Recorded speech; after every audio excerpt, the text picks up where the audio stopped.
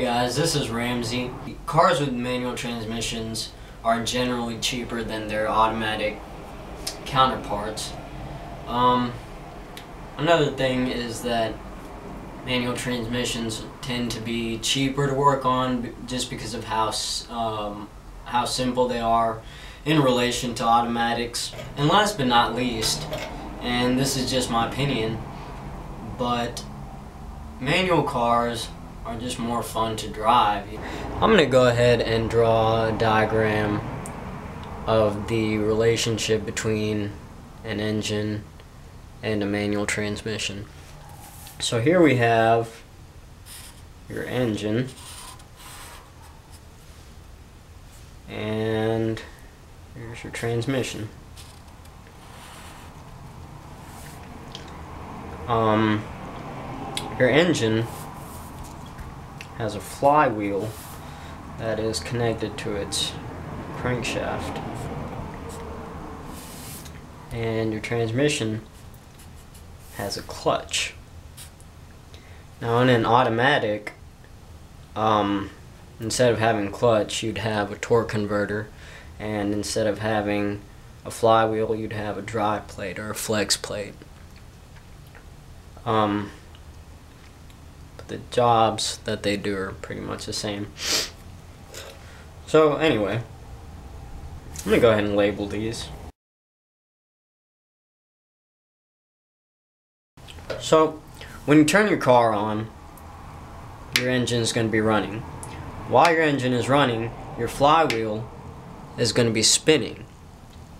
When you push this pedal in, this clutch comes back towards the transmission. When you let the clutch out, it gets closer to the flywheel until the two are touching. So the whole idea behind being able to drive a manual transmission smoothly is to be able to have a good sense of the interaction between the clutch and the flywheel. When you depress this clutch pedal and the clutch comes back in, say you put in first gear and you let the clutch pedal out, well, if you let it out too quickly, the inertia of the clutch is going to be too much to allow the motion of the flywheel to transfer to it and have it start spinning. And if you let it out too slowly, it's going to slow the flywheel down. That means it's going to slow the rotation of the of your pistons down.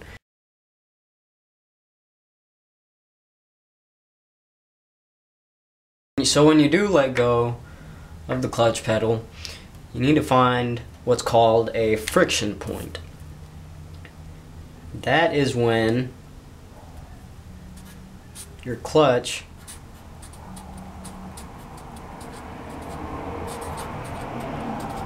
begins to come into contact with the flywheel. That's when you'll feel your car sort of vibrating, wanting to move forward.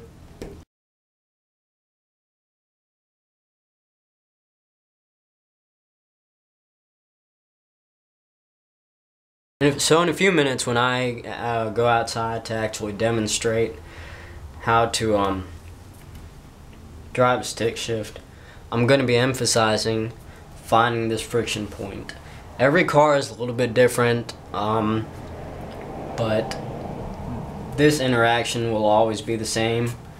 Even if you're on a motorcycle, as a matter of fact, since most of them have manual transmissions, the interaction between the clutch and the flywheel will be the same.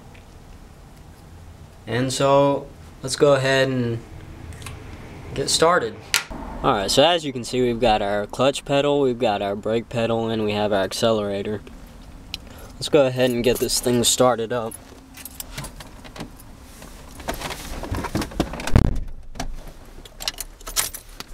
So remember, to start the car, you have to push your clutch all the way in.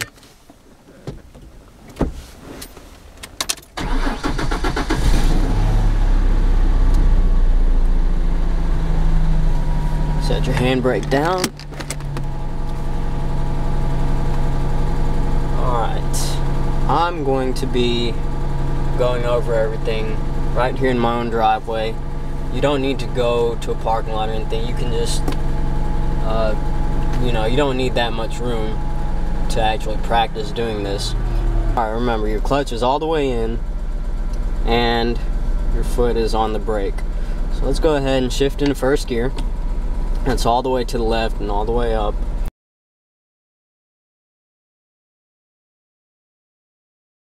What you're going to do is slowly release your clutch until you find that friction point that I was talking about earlier.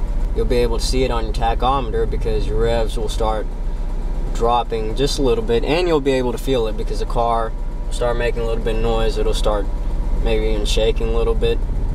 So that's when you know you've hit the friction point. So go ahead and find that point and let your foot off the brake and give it just a little bit of gas. Let the clutch out just a little bit more. Remember to be really smooth about everything. Your car will start rolling forward. Go ahead and shift into first. Find that friction point, give it a little bit of gas, and start moving forward. You'll probably stall a few times just trying to get the feel of it. Eventually you'll be able to start moving with no problem. Once you get comfortable with that, we're going to try upshifting in second gear. So into first, rolling forward, rolling forward. Alright, clutch in, shift in second, clutch out, find that friction point, give it a little bit of gas, and then to stop, clutch all the way in, foot on the brake.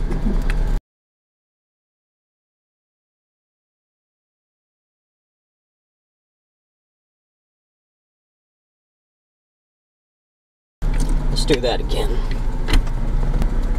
Alright, so into first, driving forward, clutch in, shift in second, keep going. Like I said, you don't have to be going very fast to do this. Now we're going to try downshifting. So we're going to go from first gear to second gear, back to first gear, and then we're going to stop. So here's first gear.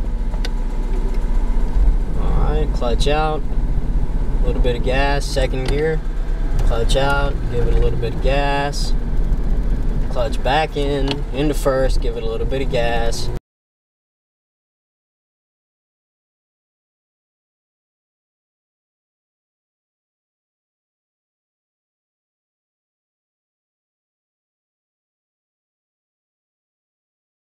One more time.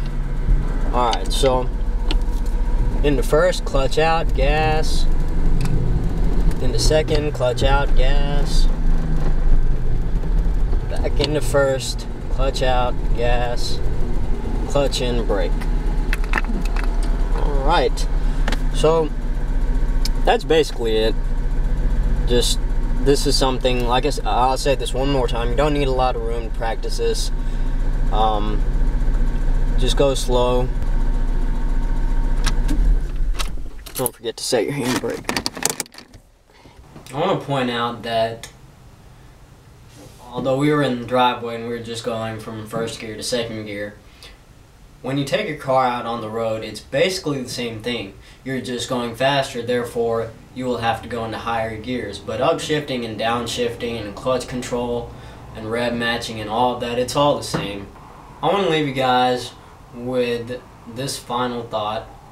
When you're learning how to drive stick shift, be patient with yourself, with the car, with anybody who's helping you. You'll probably stall a few times, like I mentioned, but everybody stalls when they're learning. Even if you know how to drive stick shift, you'll still stall occasionally. If you grind any gears, it's okay. You know, just obviously it's not good for the car, but it's all part of the learning process. Alright guys, I'm gonna sign out. This is Man Life Society. Thanks for watching.